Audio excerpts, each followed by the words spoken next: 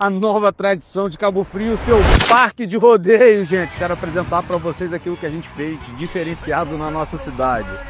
Tradição de rodeio nada, galera. Eu quero que vocês vejam isso aqui, ó. O novo estádio do município, todo reformado. Grama híbrida, todo bonitinho, num padrão internacional como nunca visto, pra gente retomar as grandes partidas de futebol na cidade de Cabo Frio.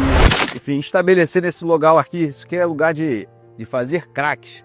Cabo Frio que tem essa vocação, que me perdoe o pessoal do cavalo, que eu gosto muito, perdoe o pessoal do rodeio. A Cabo Frio é a terra do futebol. Ó, pode observar, ó. Irrigação automática. Outro nível, segura, peão!